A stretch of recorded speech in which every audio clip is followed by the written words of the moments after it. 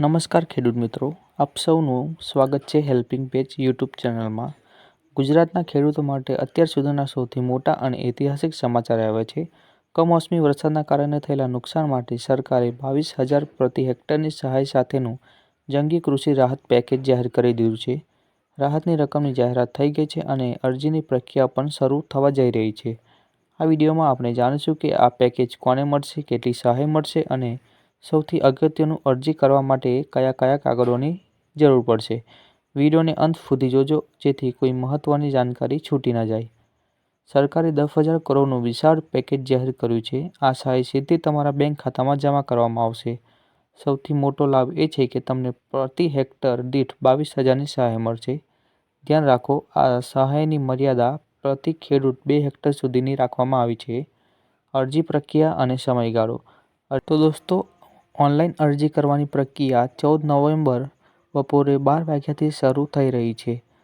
Online અરજી કરવા માટેની વેબસાઇટ છે krp.gujarat.gov.in। અરજીનો સમયગાળો 15 દિવસનો છે। અરજી ક્યાં અને કેવી રીતે કરવી? અરજી કરવા માટે તમારે ક્યાંય ભાગદોડ કરવાની જરૂર નથી। તમારા ગ્રામ પંચાયત ખાતે વીસી અથવા તલાટી મારફતે ફ્રીમાં ઓનલાઈન અરજી કરવાની રહેશે। દોસ્તો, અરજીમાં કોઈ ભૂલ ન થાય તે માટે તમારે આટલા ડોક્યુમેન્ટ તૈયાર રાખવાના, જેમ કે 7/12 અને 8 નકલ, વાવેતરનો પુરાવો। જો તમારા 7/12માં વાવેતરની નોંધ ના હોય તો તલાટી કમ મંત્રીનો વાવેતરનો દાખલો મેળવી લેવો। આધાર કાર્ડની નકલ અને બેંક પાસબુક અથવા તો કેન્સલ ચેક જેમાં IFSC કોડ દર્શાવેલ હોવો જોઈએ।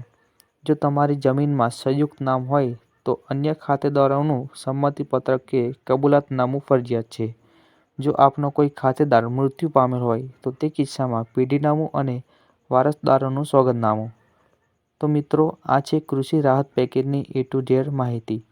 અરજી માટે માત્ર 15 દિવસ છે, જેથી તમારા બધા જ જરૂરી ડોક્યુમેન્ટ તૈયાર રાખો।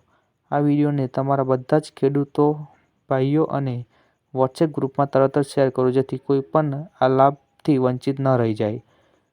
જો વિડીયો ગમ્યો હોય તો વિડીયોને લાઇક કરો અને આવી જ ઉપયોગી માહિતી માટે અમારી ચેનલને સબસ્ક્રાઇબ કરવાનું ભૂલશો નહીં।